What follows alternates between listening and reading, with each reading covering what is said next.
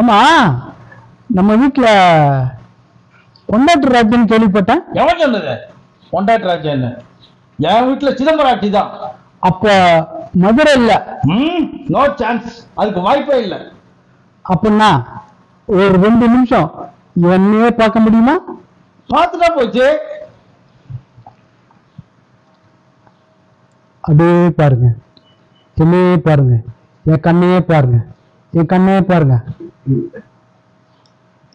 இப்போ நீங்க 2005 இருக்கீங்க.